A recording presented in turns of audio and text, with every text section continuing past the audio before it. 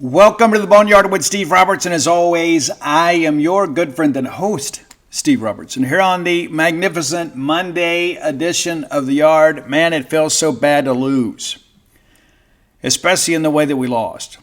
We weren't really competitive in many respects. We're going to break the game down. A lot that I want to say about this. We've got a good top 10 list today, as requested by our loyal listener, Melanie Moody. Some tragic events over the weekend kind of led us to do something a little bit different today. We're the top 10 list, so we're going to talk about that. But it's not good.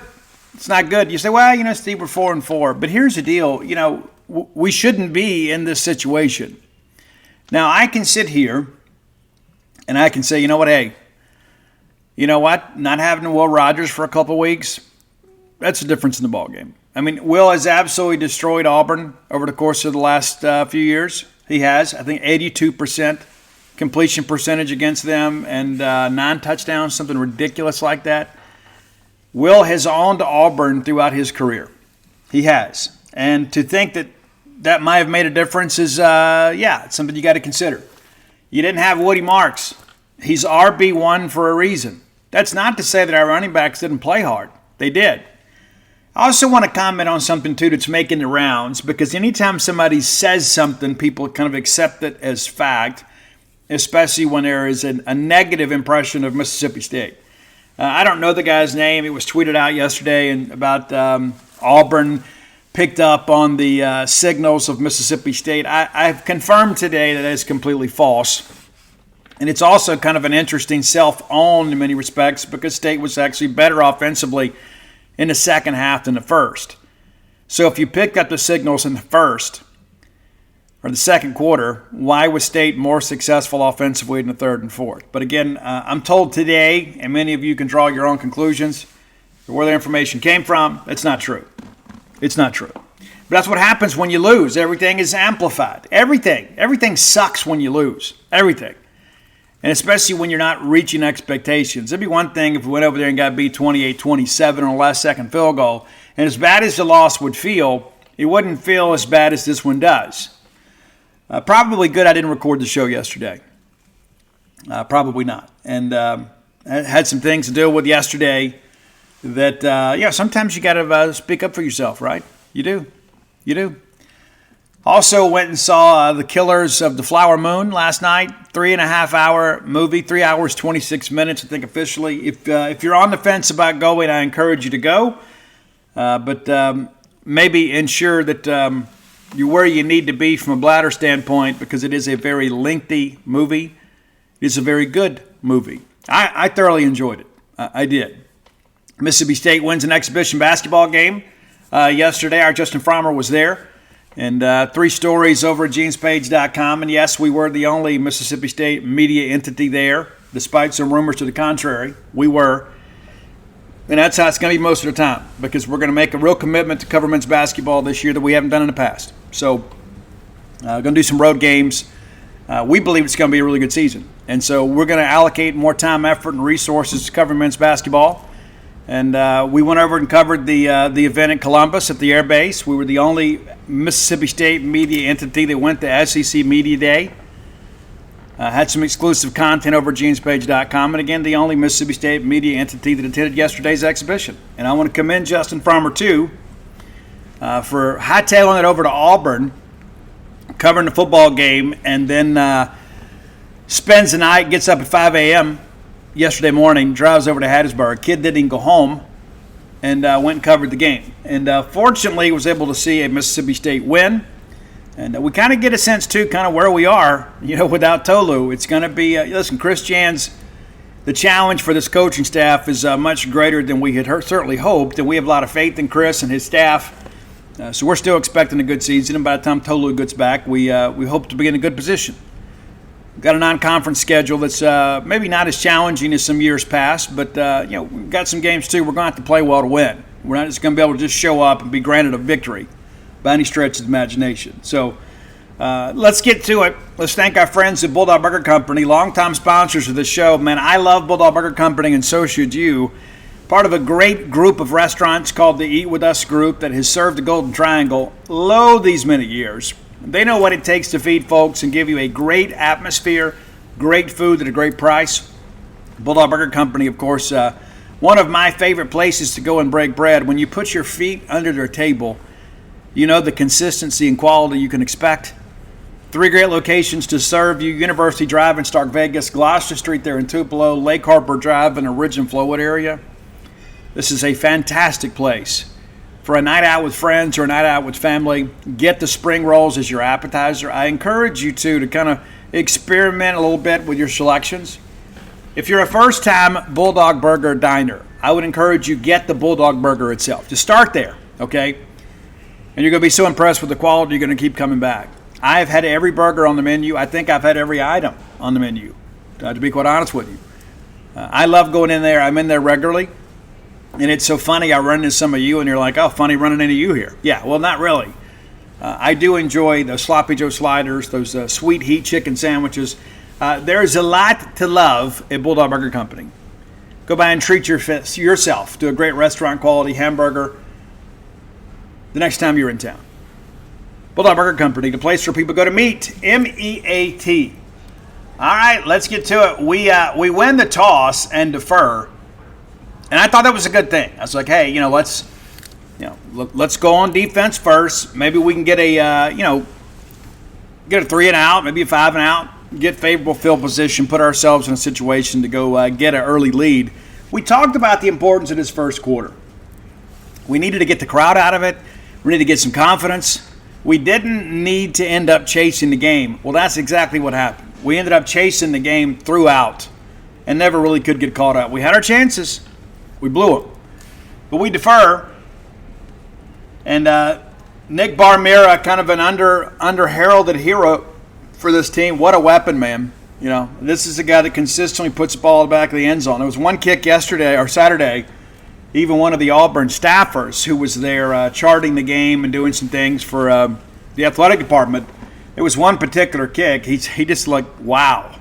Yeah, this kid doesn't get enough credit. What a great job he's done for Mississippi State. Get a touchback here. 1st and 10 from the Auburn 25. They immediately go to Jarquez Hunter. You knew he'd be a big part of things. He's kind of the straw that stirs the drink there. He gets 11 yards on the first game. 1st and 10 now at the Auburn 36. They go back to the right side with Hunter for 4. And then Peyton Thorne completes it to Caleb Burton.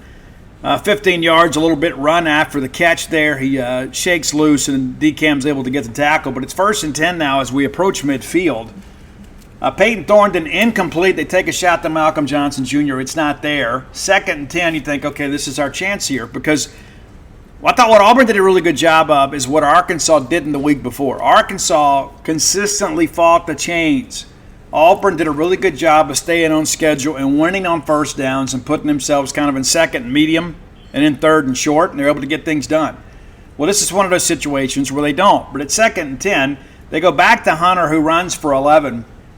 And the deal with this, man, we could not get off blocks. And that's the most disconcerting thing to me about the game as far as playing the Tigers. We just simply couldn't get off blocks. We couldn't get a lot of negative plays in the backfield, especially early on. 3rd and 3, they gift us a false start. Now all of a sudden it's 3rd and 8. And like, oh, this has all been so great. But now, they're off schedule. We give it right back. Nathan Pickering lines up off sides, makes it 3rd and 3. They get it out to Jay Fair for 4 yards. The chains move. Now 1st and 10 from our 34. They get it back out to Jay Fair for 7. Run out of bounds. And on 2nd and 3, they lay it up. They go at the freshman, Bryce Pollock. Lay it up there, and it's a catch. He shakes loose. Touchdown. 7-0. Alex McPherson converts the extra point. It's, we're already down 1. I'm thinking, okay, well, let's just put a drive together. Maybe we can go answer here. We do put a drive together. We didn't finish it, but we did put a drive together. Again, touchback on the kickoff. 1st and 10.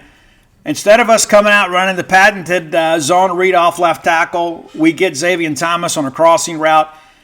Not the best of throws, but in the box score, it looks perfect, right? And Xavier, a really great effort here, 32 yards on this play. And if we'd seen him earlier, actually might have scored. We kind of led him too far to the sideline there, but let's not critique it too difficult, right? And let's not make it too, be critical here. Really good play to start. First and 10 now at the Auburn 43. We take a shot with Justin Robinson. That's incomplete. We run Tulu off the right side for 17 yards, and it's now 1st and 10 at the Auburn 26. You think, I didn't expect a shootout, but here we go. 1st and 10, Mike Wright runs off left side for 3. On 2nd and 7, we give it to Tulu again for a 1-yard gain. Keontae Scott, who's been back in action now for 2 weeks with the tackle. 3rd and 6, it's across the middle to Xavion for 5. Brings up a 4th and 1. We go. And Mike Wright runs for 2 yards and moves the chain. Now we're at the Auburn 15. Right now we're pretty optimistic we're going to put the ball in the end zone. At least I was. We give it to Jeffrey Pittman, gets 5 tough yards inside, and really just kind of moved the pile like an old rugby scrum. Makes it 2nd and 5. Mike runs off left side at the Auburn 10, gets nothing. Makes it 3rd and 5. We throw a pass to Justin Robinson, and he's in double coverage here, and we throw it high, and you think he's the only guy that can catch it. We nearly threw it through the upright. So I don't know if this is a situation where Mike just didn't like it and said, hey, let me just throw this thing away, and we'll kick the field goal. But it really wasn't a competitive situation there. And maybe give Auburn credit for kind of snuffing it out. But we needed to get 7 points here. We did, and we do get the field goal. So it's 7-3, so you get something. Now you need to get a stop from your defense. Another kickoff sails out of the end zone for a touchback. 1st and 10 now at the Auburn 25. Thorne complete to Brown off the left side for 6. Again, 2nd medium, 2nd and 4. Thorne takes off and runs for 8. Moves the chains. 1st and 10 now at the Auburn 39. It's complete to Rivaldo Fairweather for 6. It's a great name. Against 2nd medium, against 2nd 4. Here we go. They're winning on 1st down. They get it to Malcolm Johnson for 10. Another 1st down. Now we go 45 yards, take a shot here. And I haven't gone back and watched the game, but it is clear they schemed us up right here because we're chasing Javarius Johnson. There's nobody within a reasonable distance of him. And so they scheme us up. They get him wide open, and a good pass from Thorne. Extra points good. It's 14-3, and right now many Bulldog fans are thinking we're about to get blown out. Good thing is we did make some adjustments. But a great start by the Auburn offense that has been very anemic this year. I read the numbers yesterday, shared this on Bo Bounds this morning. Prior to Saturday, Auburn had scored on their initial drive just one time all year. That was against UMass in the season opener. They're more likely to turn it over. They've got a pick and a fumble and a turnover on downs on their first drive in 3 other games. A couple other times they punted. All right, 1st and 10 now as the ball is out of bounds, and so State takes over at the 35. Davis, who has really shown some flashes as a freshman, runs at the middle for 6 on 2nd and 4. Now we're in 2nd medium. Mike Wright, nice pass here to Xavion Thomas for 18. On top of that, it's defensive holding. So now it's 1st and 10 at the Auburn 49, and you think, okay, we're rolling on here. Got a chance to go, get a touchdown pull within 4 again. Davis runs off left side for 1, 2nd and 9. We get it to Tulu for 4, 3rd and 5 here. We give it to Pittman, who runs for 1 yard up the middle, and we end up punting. Andrew Osteen with a 40-yard punt down at the Auburn 3. If you can get a stop here, you should get favorable field position. Auburn drive begins at their 3. Hunter runs for 6. They go. Ashford comes in. This is probably a good situation for him. He runs for 6 too. Moves the chains out to the Auburn 15. 1st and 10. They give it to Hunter for 1. That runs out the first quarter with Auburn leading 14-3. 2nd and 9. They give it to Hunter, who runs for 32 yards. We just couldn't stop the run early in this ballgame. Just couldn't get it done. 1st and 10 out near midfield. Now Hunter then goes for 8. And then there is an OPI called, and it was an obvious call. Shane Hooks pushes off and then makes a really good catch along the sidelines. I admired the artistry, but it was illegal.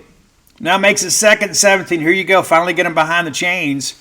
They get it out to Brian Batee for 11. And on 3rd and 6, the pass is complete, but State makes a big tackle here. John Lewis doing the honors, forces the punt. Now it's down at our 3-yard line.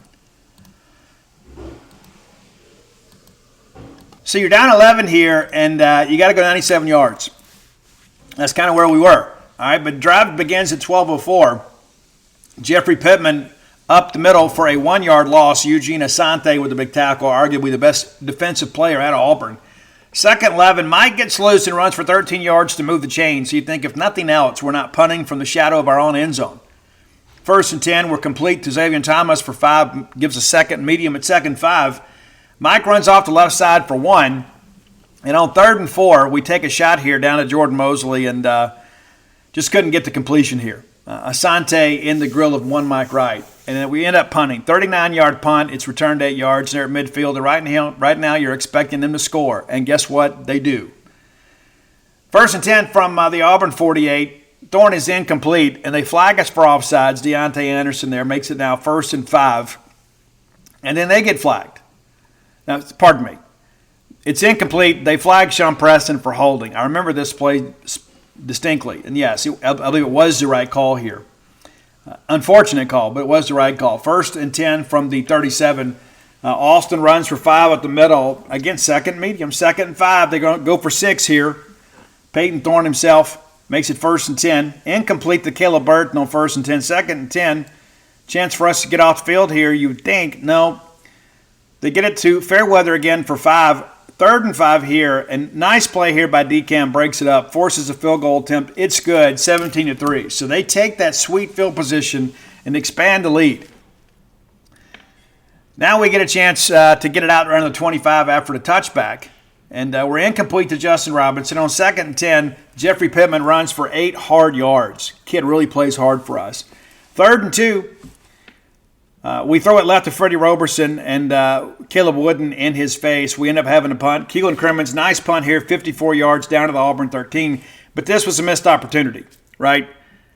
3 and out. They've scored, expanded the lead to 2 touchdowns. We got to do something here more than just play field position. And again, a 3 and out drive here.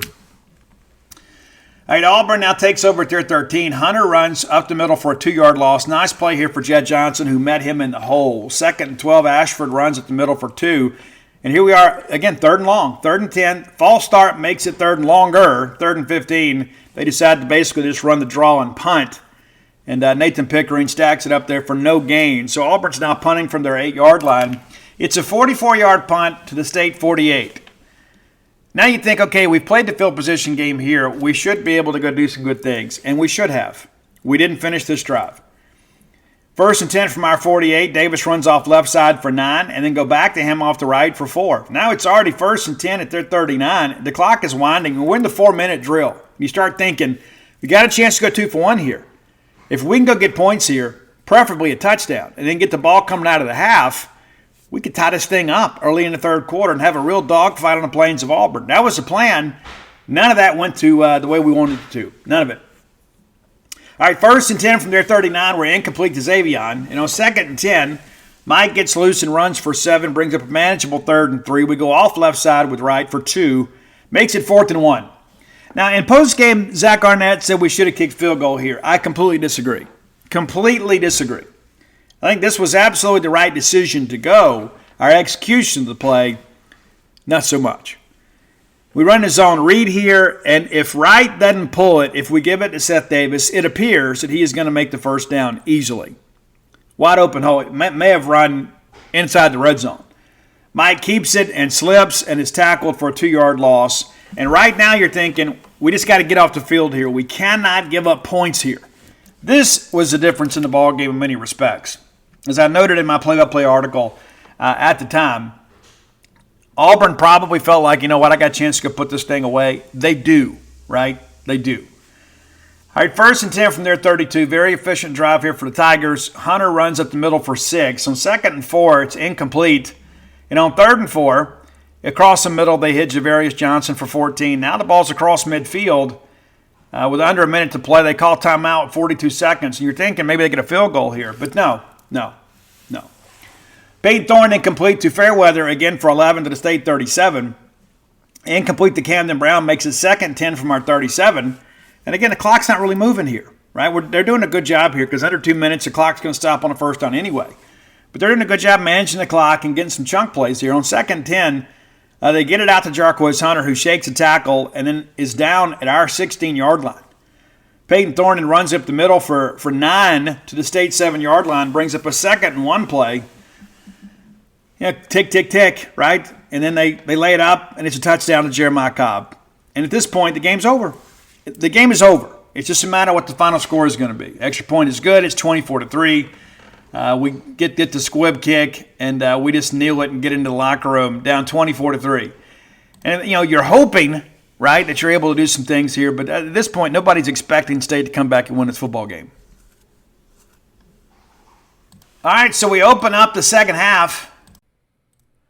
We've all been there before. You got big weekend plans. For some reason, it just didn't work out. Maybe life gets in the way.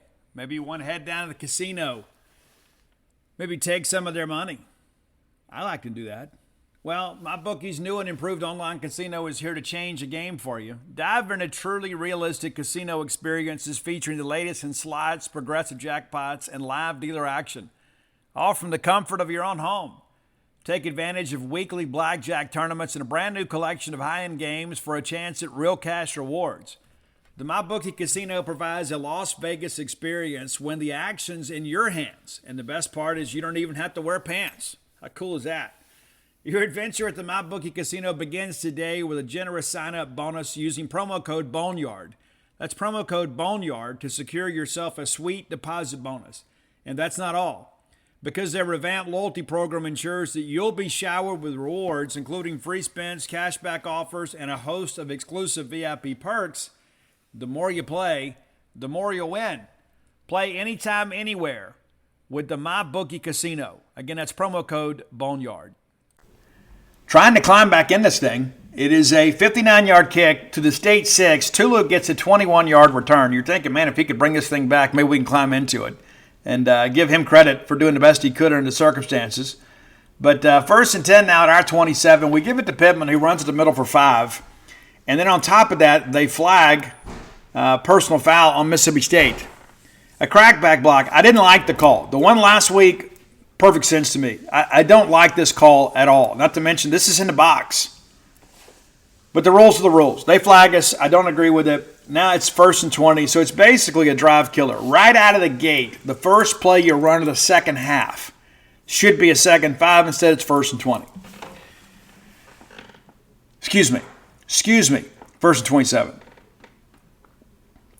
I'm getting ahead of myself because we have so many penalties here. All right, so it's 1st and 20 after the blindside block, and then we get flagged for holding. Yeah, that's right. Freddie Roberson is flagged on this. Now it's 1st and 27. So our first 2 plays of the second half, after our adjustments, after our rah-rah speech and everything else, we come out and do 2 things right out of the gate to kill this drive. 1st and 27, Mike runs for 7, and on 2nd 20, it's incomplete. They flag them for holding.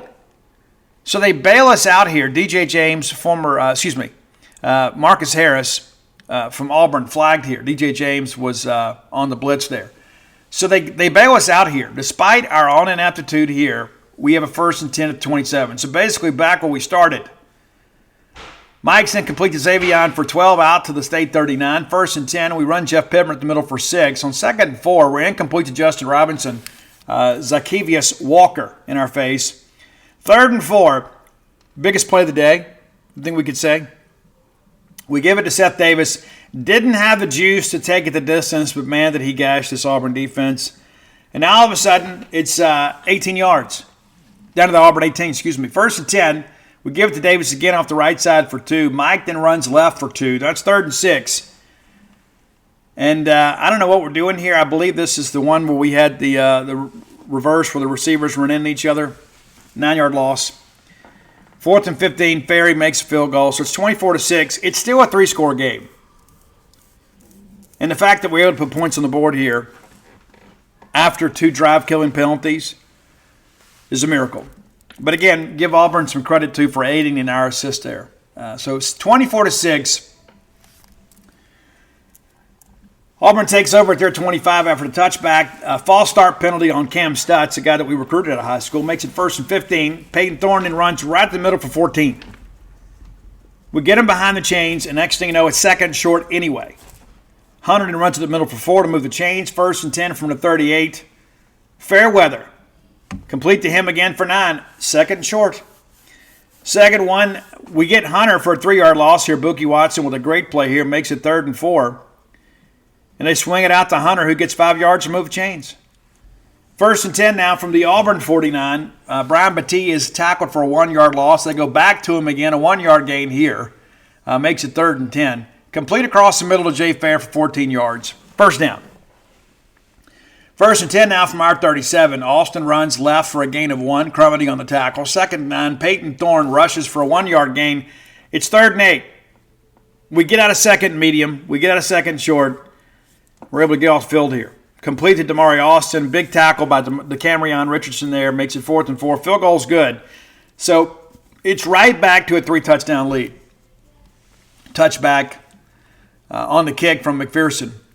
All right, 1st and 10 now from our 25. We hit it at Xavier for 19. Xavier probably the best player in the Mississippi State uniform on Saturday. 1st and 10, false start on Stephen Lasoya. Makes it 1st and 15. Pittman runs right for nothing. We go back to Pittman, who gets 22. But remember, according to this Auburn guy, they had our signals. Yet we're gashing them for a couple big runs here. That doesn't make a lot of sense, does it? The box score doesn't match the social media commentary. And again, some of you fell for it. And you just go run with it. If they had the signals and we were better offensively in the second half, then that would suggest that they're completing more runs. All right, 1st and 10, we're going to get it out to Pittman for 1. 2nd and 9, Mike Wright runs left for 11 yards to move the chains. 1st and 10 now, Mike runs again for 13. We're moving it. We get into the 4th quarter. Of course, it's too little too late. But here we are. 1st and 10 from the Auburn 14, and Mike throws it up to Xavier, who makes an absolutely incredible catch. I don't know how he made the catch, but he did. It'll go down in the and we do the team party at the end of the year, and everybody gets to see the highlights. Probably something that Xavier Thomas made some money doing here. That's an incredible play. 1st and 10 now. On the extra point, pardon me. And after touchdown, I just blacked out thinking about that catch again. All right, it's 27-10, and then we have a chance here to really make something happen. Again, you're down 2 touchdowns with basically a quarter to go. We don't kick it out of the end zone, and Brian Battie fumbles it forward. He muffs it, and they're able to get back on it. Man, imagine how big that would have been if we're able to cover that. John Lewis gets there and is credited with a tackle. But again, Auburn now backed up a little bit here at their own 14-yard line. They run Hunter off left side for 3. They go back to him for none. Brings up again, third and 7. And we get off the field, right? When you're able to get out of, when you get them off schedule a little bit, you got a chance. Peyton Thorne is complete to Camden Brown, and again, Camryon Richardson refused to yield here. Makes a big tackle short of the stick. They end up punting. And a chance for us, again, you start thinking here, if we can go score here, this thing could get awfully interesting at Jordan Hare. Mike Wright is complete to Xavier for a 1-yard loss. 2nd and 11, Mike runs for a 3-yard gain. And on 3rd and 8, we get rushed here and incomplete to Tulu. Our whole sequence here wasn't good. 3-and-out drive. But give the defense some credit here. And listen, let's be honest. Freezing these guys are just trying to take the air out of the tire, right? That's just the truth. They're just they have a 2-touchdown lead. Let's just keep the clock moving and get out of here. Maybe we can move the chains. But a 3-and-out by your Bulldog defense. Give our guys a little bit of credit. Austin runs for a 1-yard gain. Thornton runs off left side for 6. Then Austin runs the middle for 2. Makes it 4th and 1 for the 2nd consecutive drive. They like to punt, which is the correct football play. Touchback on the punt. State again, if we can get in the end zone here, it could be awfully interesting. 1st and 10 now from our 20. Completed Xavier for 15 yards. Big game for Xavier Thomas. It's 1st and 10 from our 35. Davis runs to the middle for 3. On 2nd and 7, false start on Percy Lewis makes it now 2nd and 12. So again, we're off schedule here. Incomplete from Mike. Getting a little pressure in his face from Asante. 3rd and 12. We get it out to Antonio Harmon, who breaks a tackle and sprints ahead for the first down. That's good to see there. 1st and 10 now. We take a shot down the field to Tulu Griffin, and it's broken up by Keontae Scott. On 2nd and 10, and again, we got a little bit impatient here, and we overthrow everybody other than Zion Puckett, and he picks it off at the Auburn 5. It's a 1st and 10 play that falls incomplete. It's 2nd and 10 on the Auburn side of the field. I don't know why we made the decision that we did. This was a bad decision, and it cost us. And as soon as this ball got picked off, I said, well, if there's ever any doubt, there's your ball game. Auburn takes over at their own 5-yard line. And again, you think, hey, we can get 3 and out again. Chance to get favorable field position. Plus, with Xavier back there, you never know when he may get loose with one on a punt return. Hunter goes up the middle for nothing. 2nd and 10, incomplete to Malcolm Johnson. So it's 3rd, and you start thinking 3rd and 10, we're in pretty good shape here, right? 3rd and 10, it's a complete down the field for 17 yards. However, it's ineligible downfield, so it comes back. Now it's a 3rd and 12. Again, 3rd and long, we're able to get off the field. They decided to just run the football for no gain and punt. Now 4th and 12 from the Auburn 3, and they get the punt off 47 yards, and we have to fair catch it at the state 50. Time is running short here, but you still have a chance to go make something happen. Still have a chance to go make something happen. You never know what could happen. Complete to Tulu for a 1-yard loss, and on 2nd and 11, we go back to Tulu for a 15-yard gain. And on 1st and 10 from the Auburn 36, it's incomplete to Xavion. 2nd and 10, we run Mike up the middle for 1. 3rd and 9 now, we're complete to Creed Whittemore for 7. Short of the chains, but it's 4th and 2. We go for it, and Jeffrey Pittman gets it. 1st and 10 now at the Auburn 26. Complete to Xavion for 11. You think, okay, we're going to put this ball in the end zone. 1st and 10 from the Auburn 15. We get it out to Pittman for just 2. And on 2nd and 8, incomplete to Xavion. We threw it, and he just didn't get his feet down. And again, that's timing. And Mike hadn't been out there a whole lot. If that ball is thrown maybe a foot more to the right, it's a touchdown. I thought even in live action that he was out of bounds. That they showed it in the press box, and it was obvious from the very first look that he was out of bounds. 3rd and 8, incomplete to Antonio Harmon. I liked it. It was in the slot there. Ball was nearly picked, though. I liked the play selection. Execution, not so much. And on 4th and 8, we lay it up to Justin. Pretty obvious call here. He was out of bounds. But that's it, right? The rest of it's just kind of academic. That drive right there could have brought you within a touchdown with 3 minutes to play. But Auburn did their best, right, to make sure. And I really think, again, Auburn was very conservative play calling in the second half, certainly in the fourth quarter. And Jarquez Hunter gets loose for 17 from the 13. And then the next thing you know, it's 50. So 67 yards on back-to-back carries for Jarquez Hunter, his best game against Mississippi State. 1st and 10 from our 20. Nice play by here by Corey Ellington, and it's a 6-yard loss. We call timeout trying to see if we can't make something happen. 2nd and 16. It's a, if I remember correctly, this was the fumbled snap. I think that's correct. I think that's right. 3rd and 25 now. We call timeout with a minute 18 to go. 3rd and 25. They take a shot down the field, and they call PI on DCAM. I thought it was, whatever. Whatever they want to do. 1st down, they just kneel it out from there. But, not good, man. Not good. And this is not a great Auburn team, okay? And listen, you've seen the numbers. It's not like this is just a matter of opinion. This is an Auburn offense that's really struggled. And, what do? We give them the opportunity to put 24 points up in the first half. Give them some credit. But in postgame, people say we didn't come out like, what was the phrase, with our heads on fire or whatever, our hair on fire. Guys, that's coaching, and that's on Arnett and the staff.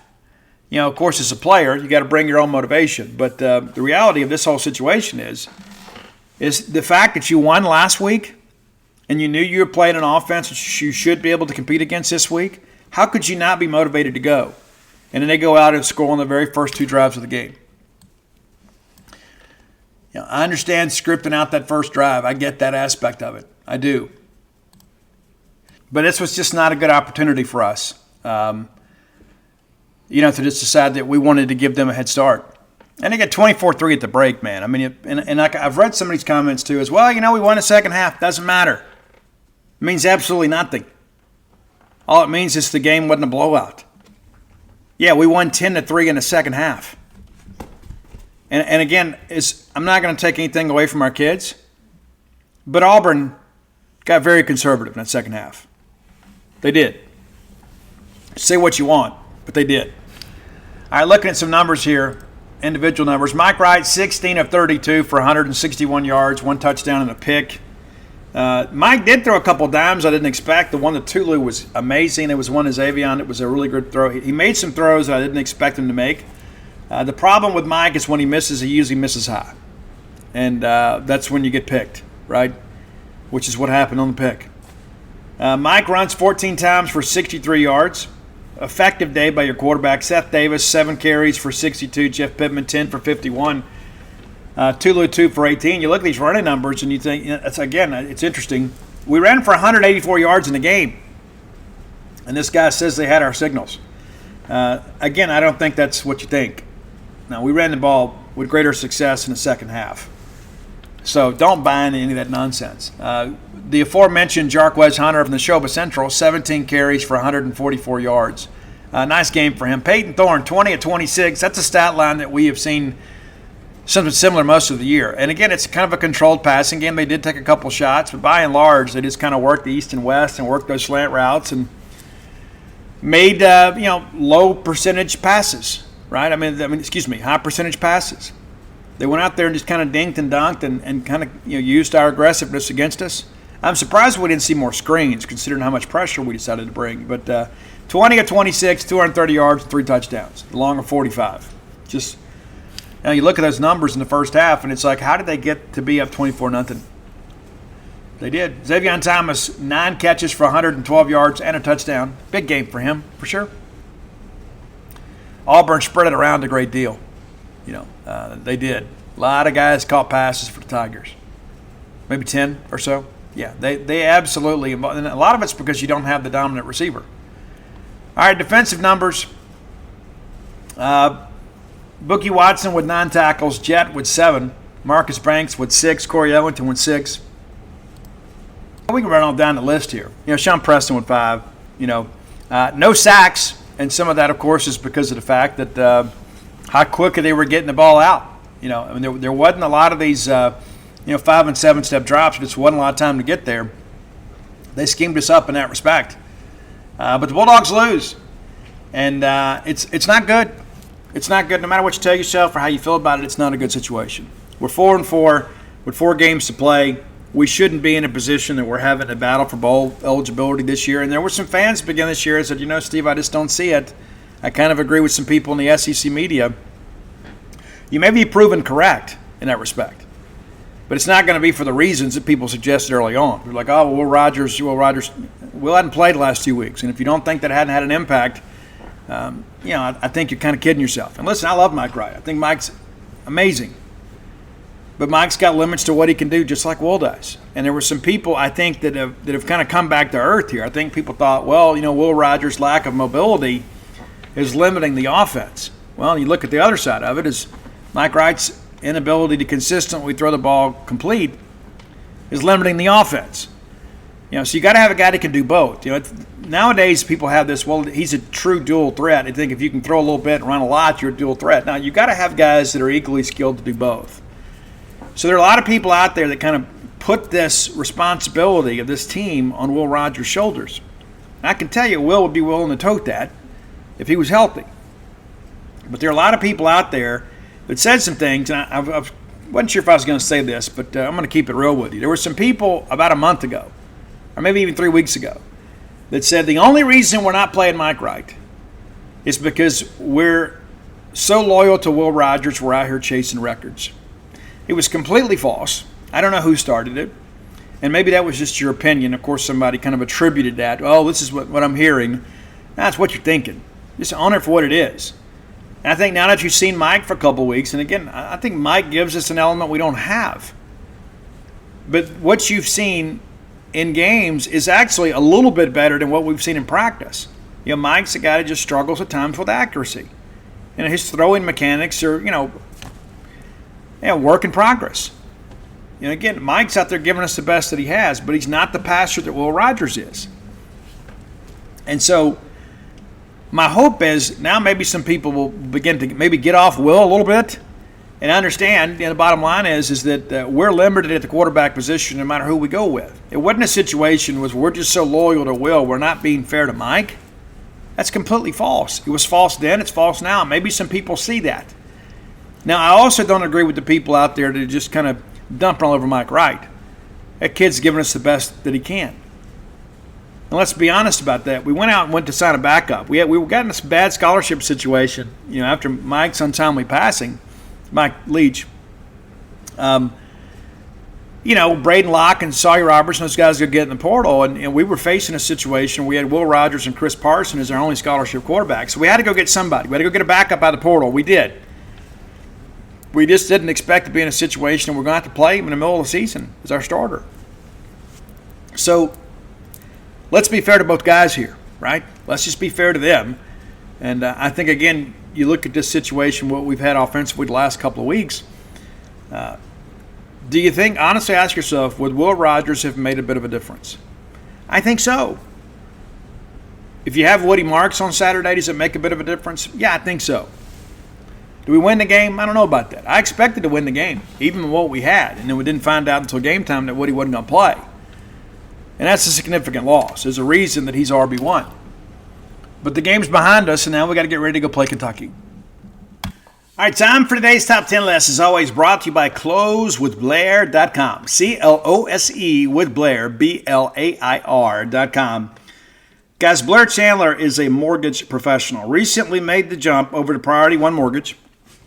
The same quality of service that you've grown to expect from Blair continues, no matter who's writing the paychecks. This is a guy to get things done. Top 1% close ratio in the country, back-to-back-to-back years. Been doing this 22 years. You can entrust your mortgage into the hands of a lot of people, and that could be a risky proposition. You deal with a guy like Blair Chandler, a guy that's not out here chasing fees and things like that, like some other people are. Going to get you the best deal possible. And more times than not, going to get you to the closing table. 601-500-2344. That goes directly to Blair. 601-500-2344. Whether you're looking to consolidate some debt, buy a home, I don't know what your needs are. But if you have needs when it comes to the mortgage industry, look no further than Mississippi State's own Blair Chandler. Multiple season ticket holder, a guy that's a big part of the Mississippi State family. And I can tell you, this is a guy that lives and breathes with the success of Mississippi State. I've had to talk him off the ledge many, many times. But when it comes to getting your mortgage done, he's not quite as emotional because he is the professional. That's, again, closewithblair.com. All right, our friend Melanie Moody, been listening to us for a long time, made some top 10 suggestions. Had a great one. Hit me up last night, I guess it was, and said, hey, with Matthew Perry dying, the star from Friends, how about a friends list? So we're going to have a friends list today. No, not like your MySpace friends list. Not that. Or Facebook or whatever. We're going to have songs about friends. And I've been very blessed in my life to have some great friends. I'm sure many of you feel the same way. One of the things that I would hope, and as the longer that I have lived, this is one of the things that probably one of the most important aspects of life. You need to ensure that your good friends are good people, encouraging you to do good things in life. I've had some, quote, good friends that were basically co-conspirators in my demise. And there are a lot of people out there that misery loves company. I could give you a lot of stories, about people's, quote, friends. Be careful that you don't know that you learn the difference between an acquaintance and a friend. I remember when we left Baton Rouge, it's like there's some people you never hear from anymore. It's like, oh, these are my friends. I went to lunch with these people all the time. I work with all these people, and it's like, well, what happened? Well, people move on in life. It doesn't mean they're bad people. It just means that they weren't really your friends. They were friendly. They're just your coworkers. One of the things that I've learned about life, too, is the people that we should prioritize in our life are the people that we gather around our bedside in our final moments. So when it comes down to it, when you got to make the decision, not to say that, hey, you go out and have a night with the guys or, big weekend with the girls or whatever. I mean, yeah, all that stuff's important. It is. But not at the detriment of the people that matter most. True story. And the older I get, the more that matters to me. All right, so our friends list today, top 10. There is no friends in low places, so that would be a surefire top 10 pick. But Garth's not on iTunes, and we're not going to do like some cowboy redneck rendition cover song of a Garth Brooks classic. I'm not going to do it. So no friends in low places. But number 10. Rolling Stones, Waiting on a Friend. I remember, and this is not really consistent with a lot of the catalog. It's a little bit different. But I dig it, and it fits our theme today. So, Waiting on a Friend from the Rolling Stones, number 10. Number 9, an artist that many of you don't know. And if you've lived a long time, you remember the name. And if you were an MTV fan, you can remember the song. But it's Harry Nilsson. It's the song Best Friend. Let me tell you about my best friend. It's the theme from Rob & Big, how great that show was. And, Big Black, of course, a Mississippi State fan. God rest his soul. Used to follow me on Twitter. It meant so much to me that Big Black followed me on Twitter. Of all the people that follow me on Twitter, that one maybe meant the most to me, to be honest. It's true. But Harry Nilsson, what's interesting about Harry, this is a guy that kind of found it later in life. Like he had already become like a computer programmer and began to experiment with overdubbing and put together some close harmonies and things like that. Harry Nilsson and the band Nilsson, one day, I guess it was John Lennon in an interview, was asked about who his favorite American act was, and he said Nilsson. And it's ironic that they sound so much like the Beatles. And Harry was referred to by many across the pond as the American Beatle because a lot of the stuff they did sounded very reminiscent of the Beatles. And eventually, John Lennon and Harry Nilsson did some work together. And then after John Lennon was shot and killed, Harry Nilsson basically put his life and career on hold and went to work for gun control in our country and was never really the same artist again. He had lost one of his heroes and lost a great friend. And so kind of move forward. And so, the life of times of Harry Nilsson is very interesting. I don't think there's enough for us to do a top 10 list, and I don't know how many of you would listen to it. But I thought maybe those of you that were Rob & Big fans would be interested to know kind of where the song comes from and who's involved. Number 8, another song that's many of you know from a TV show. It's Andrew Gould's Thank You for Being a Friend. Now, many of you know it from the Golden Girls, and that's a cover version. And a little bit interesting, too, that the guy that wrote the song is Andrew Gold, that ended up being the Golden Girls. But Thank You for Being a Friend, great song. It's amazing, too, how many of these Friend songs came from the 70s. Yeah, maybe it's a little different day, but a lot of these classic Friend songs from the 70s. Number 7, a more modern artist, Mariah Carey. And at some point, I think she's been everybody's crush. I think at some point. At some point, it's true. Anytime You Need a Friend. Great song. Very, very well performed by one of the greatest female vocalists of my life, for sure. Number 6, going back to my youth. I remember having this on cassette. It's Houdini's Escape, but the song is Friends. Friends, how many of us have them? Great song. One of the pioneers of real rap music in America, which is where rap began. But the Houdini Escape album, for some of you young bucks who are looking for the pioneers of the genre, maybe go back and check that one out. That's the one with Freaks Come Out at Night. It's a great track. But friends, before we go any further, let's be friends. All right, number 5, I remember the first time I saw TLC. Believe it or not, I was locked up. It was. True story. TLC, the amazing trio. And you kind of wonder where they had been our whole lives, right? I mean, it's like they just kind of come out of nowhere with this crazy fashion, and they amazingly talented. And of course, we lost Left Eye in a crazy accident. It was nuts. But and that first album particularly really, really struck my fancy. But we're going to go for that first album, and we're going to go, what about your friends? Will they stand their ground? Will they let you down? Great track. And it's very danceable, too. So if you're looking for something to dance to today, maybe pull up Ooh on the TLC tip. There you go. All right, number 4, and again, a song from my youth, and I think it was like number 1 forever. It's a Stevie Wonder song where it brings in Elton John and Dionne Warwick and others. That's what friends are for. And I don't know what it was about the 70s or 80s. We seem to really value our friends, back before the BFF stuff, every 30 days. But great track. And again, Stevie Wonder, a musical genius. So privileged in many respects to be alive during the Stevie Wonder era.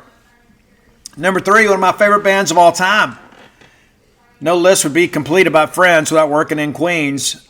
You're My Best Friend. That's your number 3 track today. You're My Best Friend. Number 2, we mentioned the Beatles earlier, as Harry Nilsson was considered the American Beatle. We're going to go with the Beatles, even though many of you probably know this song as a Joe Cocker song. It's Beatles. I get by with a little help from my friends. And again, I don't know what it was about the era, but these songs are timeless.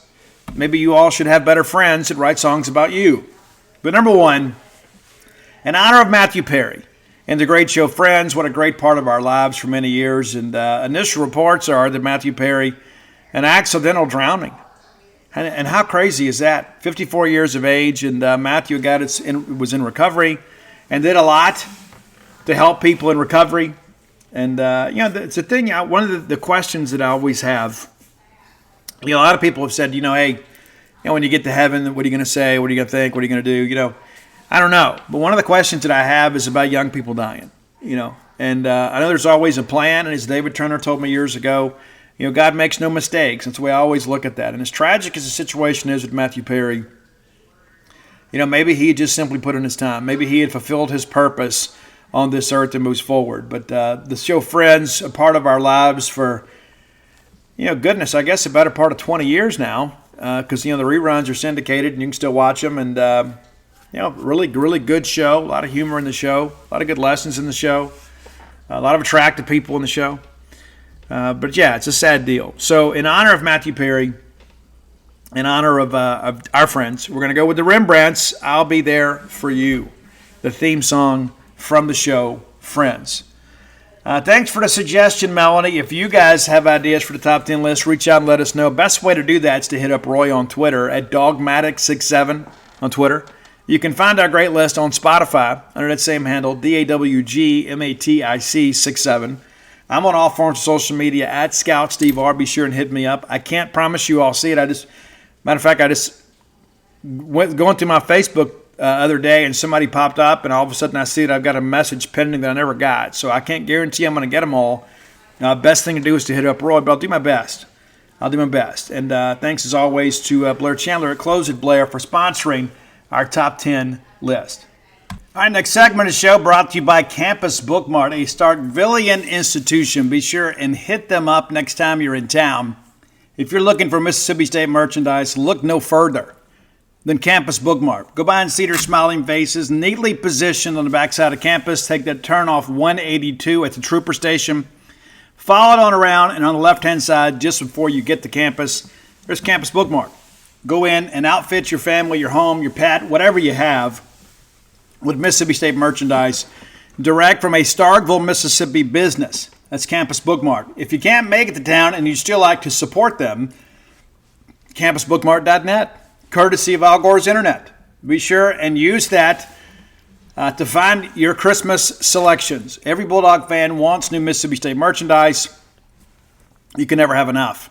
Best place to get it, campusbookmart.net. And by being a Loyal Boneyard listener, we'll give you a phrase that pays. That is BSR, which stands for Beautiful Steve Robertson. That gets you free shipping on all orders over $75. Any order less than $75, absolutely incomplete. Let's take a quick look at the SEC weekend that was. Be a much busier weekend this weekend, as we do have some teams kind of jumping out of conference play. But other than our game, the weekend went to script for the most part. A&M 30-17 winners over South Carolina. You look at this South Carolina team now, and you really wonder how they're going to be bowl eligible. You do. A lot of it, too, it's not some breaking news segment here. South Carolina was going to go as far as Spencer Rattler could take them, just not a strong enough supporting cast around him. I understand they're down to just 7 scholarship offensive linemen. That's tough. I don't care who you are, where you're from. I don't know how many they carry. I would suspect it's somewhere around 15. But when you have 50% or less of your scholarship linemen available to you, it's going to be a difficult undertaking. 30-17 winners for A&M. Now, South Carolina should be able to win the next 2. They're 2-6. They got to win out to be bowl eligible. Jacksonville State this weekend, that's a dub. Vandy at South Carolina, that's a dub. That gets you to 4-6. Then you've got to play a pretty good Kentucky team, and then you get Clemson. So what are the chances of South Carolina winning out? I would say probably not much. Now, what does that mean moving forward for Shane? I don't think that's an issue. I don't think that he is on the hot seat, as some may suggest. I think he definitely gets another year. But it's going to be a difficult year this year. And then you look at next year, what does that group look like without Spencer Rattler? It's tough. It's tough. Georgia, 43-20 winners, and then Kirby takes a nice little shot at Dan Mullen for picking Florida to win the game. The game really wasn't close. One of the most complete games that Georgia has played all year. 43-20 winners. And now you start looking at Florida and saying, okay, where's the path to bowl eligibility there? Well, it certainly exists. You got one game left you need to win, and that's probably coming to come this weekend. Probably their best chance for a win down the stretch is the only unranked team they're going to face, Arkansas, who's coming in off an open date with a brand new play caller on offense. If you're Florida, you don't really know what to expect, but Florida's been very, very, very good at home this year. You know, of course, wins over Vanderbilt, you'd expect that. Wins over Charlotte, you'd expect that. They do get Tennessee, probably the biggest win, but 4-0 at home. They'll get the Razorbacks in the swamp. We'll pick that game later this week. That could be interesting. I just don't know that Arkansas has the horses to match up athletically with Florida, but, you know, we keep beating that same drum, but then every time Florida has to play a team of equal or superior athleticism, they really struggle. They do. So they get a dub there. Then you got to go to LSU, number 13, then Missouri, 14, and then you get Florida State in the rivalry game. And Florida State, obviously a favorite to make the playoff at this point. So if you're Florida, you got to cut hay while the sun is shining. That's probably this weekend. Tennessee and Kentucky. Tennessee wins that game 33-27, but what a game it was. Give the Wildcats a lot of credit. We knew playing in Lexington, it would be a little more difficult. And not to mention, this Tennessee offense just hadn't been the same without Hendon Hooker. Very, very special player. But Tennessee jumps out to a 10-0 lead. A very eventful second quarter. 30 points scored in the quarter, 13 of them by Tennessee, but it's 23-17 at the break. And then in the second half, it's basically half a dozen one way, six the other. Both teams score 10 points, and Tennessee hangs on to win on the road. Pretty big ball game. Pretty big ball game, to say the least. Kentucky gets to within a touchdown late with a field goal and just can't get the ball back. And Milton, good game for him, 18 of 21, 228 yards and a touchdown, kind of played within himself. This weekend's opponent, obviously from Mississippi State's Kentucky. Leary, former NC State quarterback, 28 of 39 against that Tennessee defense for 372 yards. I'm sure he is chomping at the bit to get to Davis Wade Stadium. You will see how things play out. But when you look at this Kentucky team, again, a team that we thought would be, around 500. There's a good chance they end up around 500. 5-3 right now. Need one more win to get bowl eligible. Not a lot of room for error here. They're going to have to do it on the road, though. Kentucky comes to Mississippi State, probably sees this as a must-win game.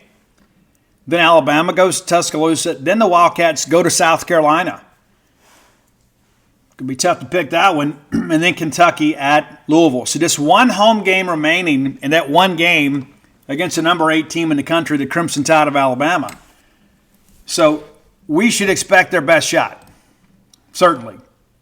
Vanderbilt, the battle of the Bowtie Bowl, goes the way of Ole Miss, 33-7. This game was basically over shortly after it began. Look up, it's 26-0, and the teams both trade touchdowns in the second half there. But it's 26-0 at the break for Ole Miss, and give them a lot of credit. They went right to work, got the touchdown, got a field goal. Before the first quarter is over, it's 13-0. And a couple of those drives for Ole Miss obviously kind of stalled out, and they were still able to get points. Ole Miss offense playing well. You can say what you want to. A lot of people wanted to attribute that to Jeff Lebby. You got to give Lane Kiffin some credit. Those guys doing a good job up there. The Rebels now, 7-1 on the year? As I've said for weeks now, Vanderbilt's done one in football games. Now you look at them, 2-7. 2-7 with 3 to play. Auburn heads to Vandy this week, then Vandy to South Carolina, Vandy at Tennessee. I don't think you look at any of those games and say, yeah, Vanderbilt's going to win that one. So staring 2-10 right in the face. We'll take a quick look ahead at the weekend. We won't preview it. We'll just kind of give you guys a few comments about it. And again, a very busy schedule. Texas A&M at Ole Miss. And you wonder if you get Ole Miss looking ahead a little bit to Georgia. I don't know. And A&M, obviously a better team than they were a year ago. Max Johnson doing some good things. But we'll see. UConn's at Tennessee. That shouldn't be much of a ball game. Of course, Arkansas at Florida, we mentioned that. Jacksonville State travels to South Carolina. Missouri at Georgia. Now, you may recall last year, Missouri gave Georgia all they wanted and then some. Everybody looked up at that game and like, hey, what's happening here, right? And that's kind of how it played out. Then Georgia finally got it together. And, it wasn't the runaway game that most people expected. I know I expected Georgia to go in there and just kind of handle business. Well, they didn't.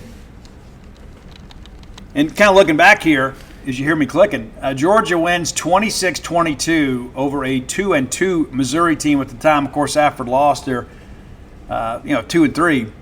But it's 16-6 in favor of Missouri at home at halftime.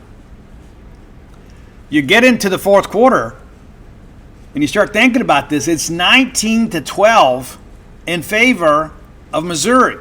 So you're up a score at home against the number one team in the country, and talent shows up. It always does. The Georgia Bulldogs with 14 points there in the fourth quarter to win the ball game. This one's going to be in Athens, though. And you know as well as I do, Kirby Smart not going to let his team forget how they played last year against Missouri, a much better Missouri team this year. So they will have Georgia's full attention. Auburn's at Vanderbilt. Don't expect much there. And Kentucky's at Mississippi State. Again, it's a must-win game for both teams. LSU at Alabama. That'll be playing around the same time we are. Prime time with CBS. So we get the CBS doubleheader, Missouri at Georgia, and then LSU at Alabama.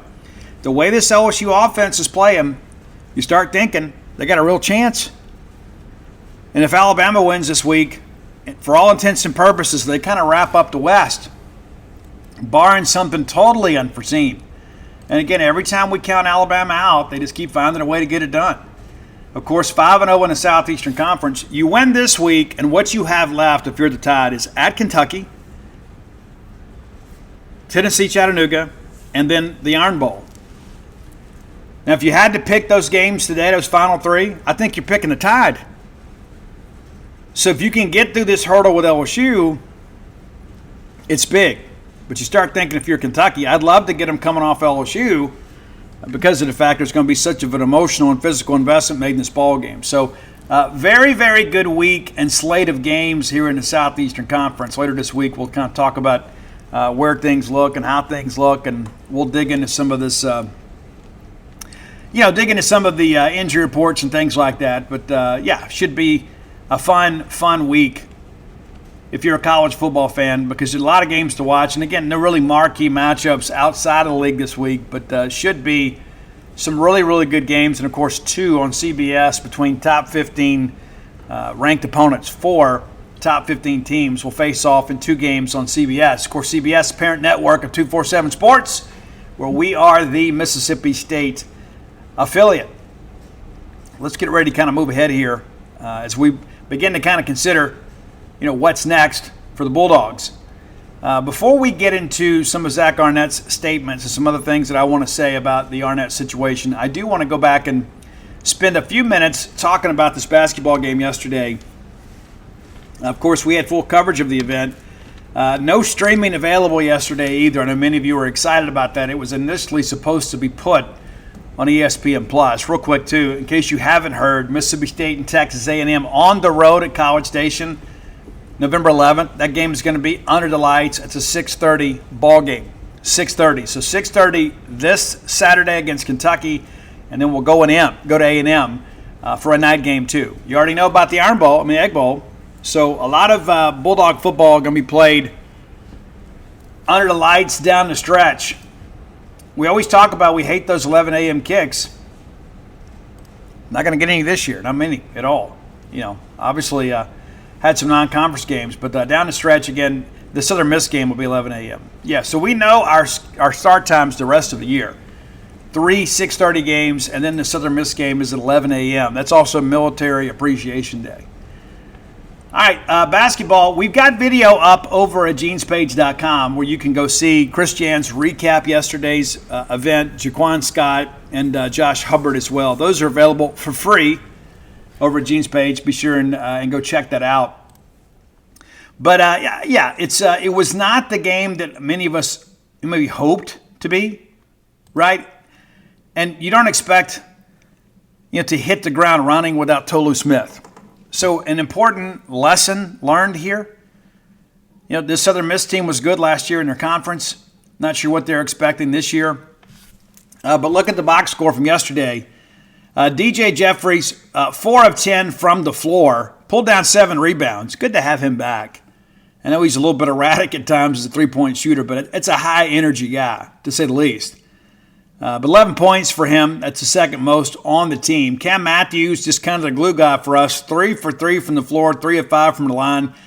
6 rebounds, 9 total points for him. Jimmy Bell Jr., and we're going to need Jimmy to play well. We are. At times we employed a 3-game lineup yesterday. Don't know how well that's going to work. But Jimmy Bell going to have to step up and play some of these minutes that were previously allocated for Tolu Smith. He was 1 of 3 from the floor and 9 rebounds. 2 total points on the game. That's not going to help. We're going to have a much bigger offensive contribution from him. Shaquille Moore, 3 of 8 from the floor, 1 of 4 from beyond the arc, 1 of 4 from free throws. That's got to get better. State did not shoot it well from the charity stripe yesterday. Shaquille with 5 rebounds, also fouled out of the game, 8 total points. Deshaun Davis, 0 for 5 from the floor, made a couple free throws. Really his only contribution on the defensive end. Josh Hubbard, a lot of people are excited about him. Josh didn't start, but he played almost 22 minutes, and he is a volume shooter. 4 of 12 from the floor, 3 of those from beyond the arc. Made a couple of free throws and led Mississippi State with 13 points. Guy Chol came in for some mop-up minutes. Going to need him to get some things going for us, too.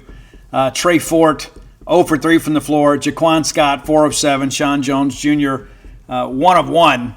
Bulldogs 20 of 53 as a team, and then 8 of 21 from beyond the arc. We'd like that to be a little bit higher percentage, as does every team in the country. But last year, you guys know, we didn't have much of an outside-inside game. It was all about inside the arc, and we needed some people to stretch the defense, and didn't always have it. We're hoping Josh Hubbard can be that guy for us. But 12 of 22 from the free throw line, that's one of the things that really sticks out to me. Not even 50%, or right at 50%. For the Bulldogs. And you pull down 48 boards, you out-rebound Southern Miss by 10. That's a stat you could probably live with. Plus 10 in rebounding usually gets you a dub. But it's a 60 to 54 victory. State with 15 turnovers in the game to 13 assists. We turned them over 13 times as well. They also had 10 steals. We only had 9. So you start working this stuff down. It's going to be a challenge for us without Tolu. This team, in many respects, built around Tolu Smith. So, every game is going to be a real challenge. I don't think there's any question. And Josh Hubbard with a big 3-point basket with a minute 30 left in the game to give State a little breathing room.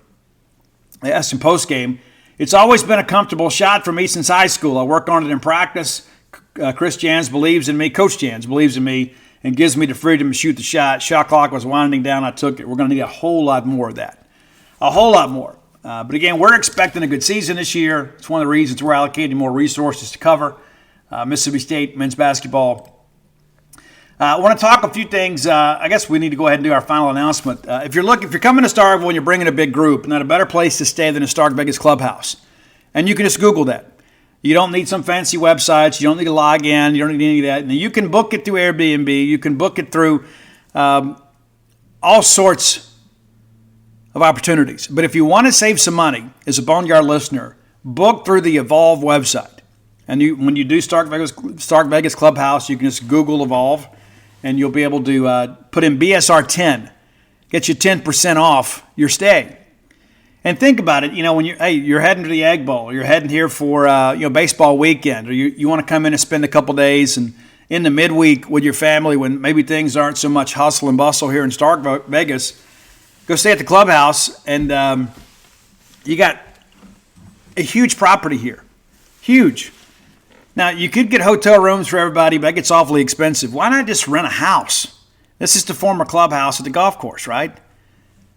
2 wet bars, a very expansive kitchen. You got that fire pit area out in the back. You got so many things, so many amenities that are available to you that won't be at a hotel. Not to mention you can run to Walmart and stock up the fridge and drink some adult beverages at a discount rather than paying $7, $8, $9 a beer at some lounge somewhere. And a great place for families is the Stark Vegas Clubhouse. It is a very popular destination for many people, but for others, you think, I've never even heard of this, Steve. Well, it's a benefit to listen to the show. Stark Vegas Clubhouse, and again, book through Evolve, the promo code BSR10. That gets you 10% off your stay. BSR10 through the Evolve website for the Stark Vegas Clubhouse. All right, not a lot from Arnett today. I thought it was going to be the shortest press conference of the year, for a bit there. Brandon Langlois had to ask a couple times, anything else? But yeah, obviously it's a big opportunity for us. This series with Kentucky has gone really back and forth and favored the home team. And again, it just kind of illustrates how difficult it is to win on the road in the Southeastern Conference. So that's part of the deal. And we have played those guys really well at our place. We haven't played them as well up there at their place. Should have won the game last year, but we didn't. I still contend if Jaden Crumedy plays in that game, it's probably a different scenario. Because they found a lot of success running between the tackles. I don't know if you do that with Crumedy in the game. No real update on Will Rogers today. I asked on Saturday, probably a little more direct than I should have, but I asked, it's certainly a different offense and Will under center. When do you expect Will back? Is there any update? They're being very cagey about that. My honest opinion is I think it's best if we just assume Mike Wright's going to be the quarterback moving forward until we hear otherwise. A lot of people have said, hey, do you think he's back? Do you think Will's back for Kentucky? I know that he practiced more last week. And it's not a want-to situation. Will Rogers wants to play. But Will Rogers has got to be cleared to play. It's not a situation where Will's just like, well, okay, I guess I'm done. Now, I can assure you Will Rogers wants to be behind center helping his team win some ball games. Talked about that earlier in the show. Do I expect him back for Kentucky? No, I don't. Have I ruled out the possibility? No, I haven't. A lot of it's just going to depend on how he responds to treatment. So I think, again, the best course of action for everybody that cheers for Mississippi State, if you love Mississippi State football, is to throw your support behind Mike Wright for right now. Because he needs it. This team needs it. We're going to have to try to find a way to make some things happen. Of course, Mike Wright beat Kentucky last year when he was at Vanderbilt. Is he capable of doing it again? Yeah, and there were some plays that we left on the field last week. But I don't expect Will this week, and I think nor should you. And we'll update that as we get deeper in the week. Of course, no official word about that, but I think it's a tough deal. And one of the things that I point out, too, I've seen so many people say, well, it's his non-throwing shoulder. Yes, that's true. It is. But what shoulder do you lead with when you throw the football? It's the left shoulder. Where do you get pressure from? Up front, in your face. So that shoulder is exposed. It's not like Will's just sitting back and saying, I think I'm okay. No, I can assure you Will wants to be on that field with his guys trying to win games. Also, when you get tackled, what shoulder do you normally fall on? Right? When you can control the fall, it's your non-throwing shoulder. So pushing him back out there before he's ready is not a good thing. It's not. And I know that, listen, he is as tough as a $3 steak, at a noon buffet at a strip joint. I know this. And the fact that he's missing time, what do you have, 39 consecutive starts? Played through an AC joint deal in his throwing shoulder at one point. I'm not ever going to question that kid's toughness. Just not going to do it. And so for those people that suggest that, maybe Will is just withdrawing himself, that's just completely inaccurate. Will Rogers wants to be on that field. But I, again, suspect it'll be Mike Wright under center again this week. May change my feelings later, if we get some reports from some sources. Maybe Will's ready to go. But I think, you don't rule out the possibility, but I don't think at this point you can expect it. And that's a question people say, but Steve, when's he coming back? I don't think anybody knows. I don't think anybody's just deliberately being coy about that information. I think it just simply matters about how he responds to treatment. How does he continue to heal? Now, when it first happened, that was a big thing. Oh, he's back on the field. He's not in the shoulder pads, but he's just fine.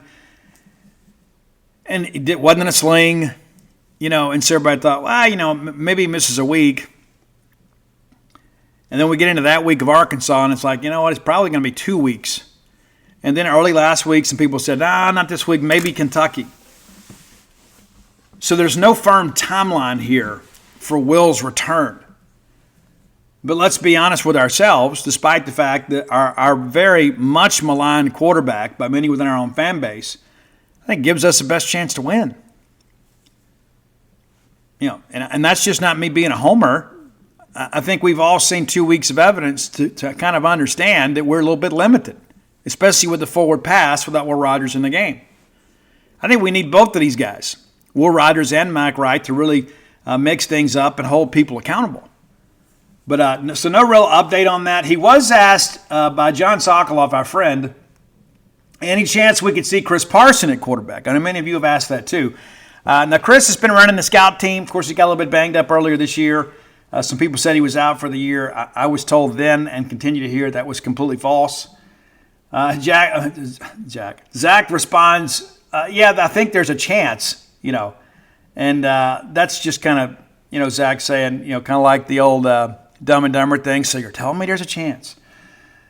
Do you think maybe he could start in place of Mike Wright?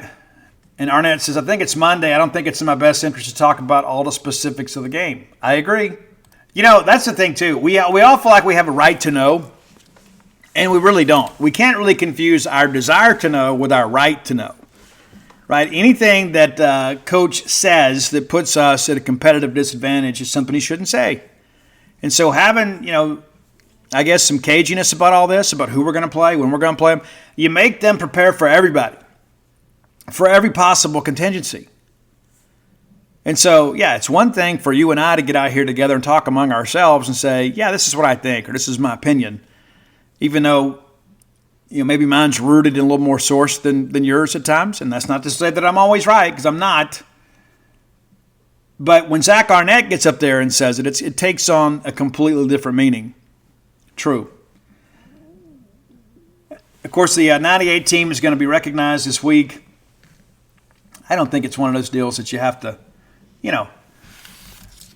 be too terribly, up in arms about. 25-year anniversary, and the fact that it's been 25 years since we've been to Atlanta is an indictment. We had a chance to go back in 99 and 2000. We couldn't get it done. Certainly in 99, but the fact that it's been 25 years, when we went to Atlanta in 98, I think most people felt like me. They're like, well, we'll be back. Well, here we are 25 years later. And for me, that's 3 kids and 2 grandkids later. We still haven't been. I remember something my dad told me years ago. We were having a big year, and he's like, you need to enjoy this because it's not always going to be this way. And we kind of delude ourselves into thinking, we've graduated. We're in a great position now. We've passed this program, passed that program. There's always so much jockeying for position. And a lot of times that boils down to coaching changes. Sometimes you get the wrong coach. Other times the other teams get the right coach or vice versa. When we hired Dan Mullen, he kind of upset the apple cart a little bit. A lot of people didn't expect Mississippi State to be who we were. Next thing you know, we're the number 1 team in the country. And it won't be too terribly long. We'll be celebrating the 25-year anniversary of that team. And I hope we're not sitting back saying, you know what, we hadn't been back to number 1 since then. Hey, it only took us, 100 years. But those are the things that I think about. It's like, what kind of football program do we want? I talked last week about Auburn. The first 55 meetings between State and Auburn, only 11 were played in Mississippi and 3 of them in Starkville. And I'm sure that Charlie Shira and everybody else that preceded him thought they were doing the right thing. I'm sure in the moment that felt like the best decision. Let's just sell this home game and we'll go play Auburn and Birmingham, and that's our home game. And it's not a home game, even though we had a nice fan base there in Birmingham. We had a lot of former Bulldog student athletes that came from Birmingham that went back and settled in that neck of the woods. And so, while it wasn't Auburn, it was still in the state of Alabama. And so we kind of cashed in a little bit to the detriment of our football tradition. And you look back in hindsight and say, man, some of these series are so lopsided. Well, yeah, because we never had a home field advantage. We never made people come play here. And other people were like, well, Mississippi State doesn't have the facilities to accommodate everybody. But at times we did, and we took a check. we took a check and we made our young people go out there and play home games on the road. Never really a true home game. I'm not even going to get into that whole LSU thing. But there was so much of that we did that didn't make a lot of sense. And so I want to address a couple things here on the show. A lot of people say, well, Steve, we got to make a change. One of the things that I think we have to do is we got to make good hires in the first place, right? And so we talk about press conferences and things like that. Every decision Zach Arnett made in offseason made perfect sense to everybody, right? And I can't count how many message board posts I read. It's like, man, I am rooting so hard for this guy. This guy's doing such a good job for us. Fended off the poachers from the portal, got a top 25 recruiting class to bed, won the bowl game. We're like, you know what? We're in good hands here. And I think maybe some of us, including myself, maybe we deluded ourselves into thinking we were farther along than we are. Now we're blessed with the gift of hindsight. Now, one of the things that I questioned then and I'm critical of now, I think, the whole thing, maybe making a more gradual transition on offense made sense. Now, usually, and I'll make a personal aside here. When I took over, like when I was in the furniture business, when I took over a problem location, it was understood that it was going to take some time and that I had carte blanche to do whatever I needed to do. And so I had the confidence of knowing that my bonus was guaranteed the first year, that I wasn't going to be called on the carpet for shortfalls and profit loss and things like that because we were in transition. Now, also, I wasn't inheriting a store. It was profitable. As Arnett inherited a team that won 9 games a year ago and a very veteran team with a favorable schedule.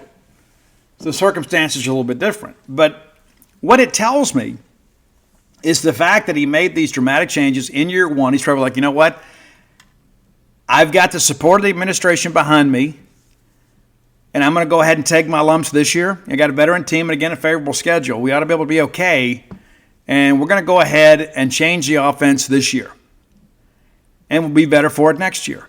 Now, again, if you have the confidence of knowing you're going to get a chance to be there 2 or 3 years to lay the foundation for something else, you make that move. You don't make that move if you feel like your job's in jeopardy. You don't. Mike Leach, of course, just shows up and says, all right, hey, we're going to make all these tight ends, either defensive ends, or we're going to trim them up and make them wide receivers. But, Leach had the gift of having, a resume. He had a body of work behind him. So you didn't question that. Then you get Zach Arnett, of course, he's been here for 3 years and was part of that culture. And, we questioned it back then. And I remember one of the very first questions that I asked Zach as our head coach is, you're kind of getting away from the air raid. And he kind of stopped me and said, no, we're still going to run a lot of the same concepts of the air raid in our passing attack. And we haven't. And so those are the things that I kind of look back and I question. And everybody wants to know, Steve, well, what do you think is going to happen? Well, based on the conversations that I've had in the last 48 hours, there hadn't been any decisions made. We're going to let this thing play out. Now, do I think Zach Selman's just going to sit around and just, wait until after the Egg Bowl to say, yeah, maybe I should make some calls? And I don't believe that at all. I mean, good athletic directors always have a short list in their top drawer. It's one thing Scott Strickland and John Cohen and I talked about extensively when they were your director of athletics is you always have a working short list. You're always working on that. Whether it be men's basketball and you play some mid-major out there that has a very interesting concept offensively or defensively and give us a lot of trouble. So you know what? I'm going to put that guy on my list. If I got to make a change, I'm keeping that list, keeping my pen sharp, right? But yeah, so basically what we are is, a lot of people are kind of saying, oh, well, this is going to happen and that's going to happen. My best information on this is that nobody knows because we still have 4 games to play. Now, is there a possibility that things go in the tank and we have to do something that maybe we didn't plan to do? Absolutely. Absolutely. What if we go out and we win Saturday? You win Saturday night against Kentucky, you're 5-4. You still got a non-conference game to play against Southern Miss, who isn't very good this year but fought really hard over the weekend. Let's say you get that when you get to 6, and what if you win the Egg Bowl and you end up 7-5? Yeah, am I expecting that? No. Am I hoping for it? You better believe it. And so I think, having some patience and some grace to let things play out is probably the smart play. Because there are some people right now that have already made up their minds that they're absolutely going to be a coaching change at the end of the year. And I can tell you, based on the people that I've spoke to, and I'm going to have more about this on Gene's page later, I don't believe there's any credibility to those rumors. Now, does that mean that things won't change down the stretch? Absolutely not. There's always that possibility because there's more data to collect here. But I had one person, let's just say closely affiliated with all this, tell me today that no, our support is behind Zach Arnett and his staff, and that we really need and want Zach to make it, which is an unusual comment based on some of the sourced reports out there among the quote insiders, Dr. Evil quotes, that the decision makers themselves have made decisions, but some people suggest that they have. And so what I would encourage you to do is be at Duty Noble Field or Davis Wade Stadium or Humphrey Coliseum and support our student athletes, regardless of who the coach is.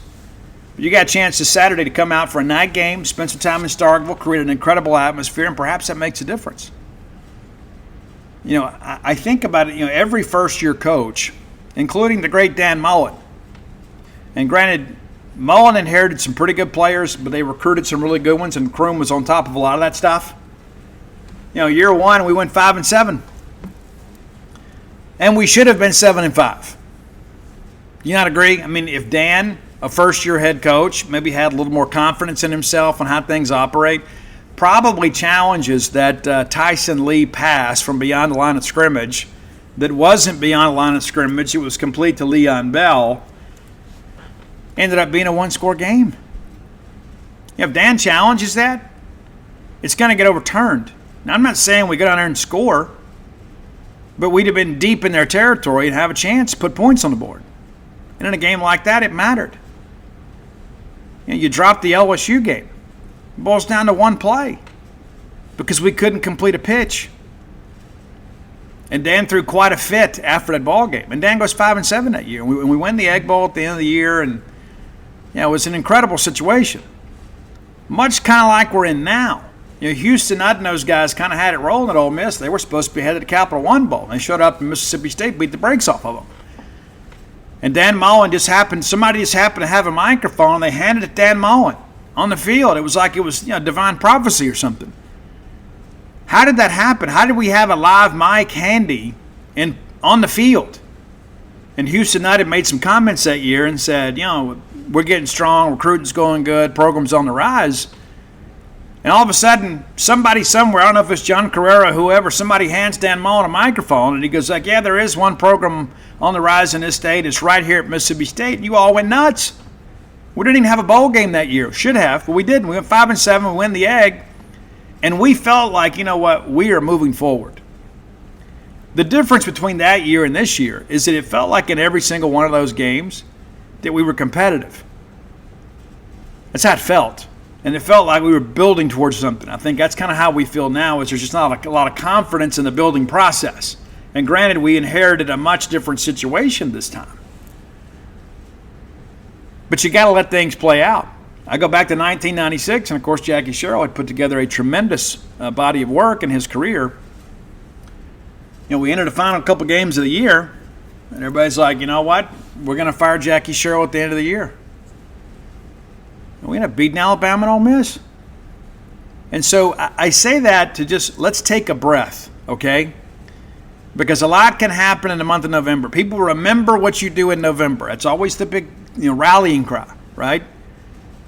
You may go out there and win 6, 7, 8 ball games between September and October. But if you don't finish, the season feels somewhat unfulfilled.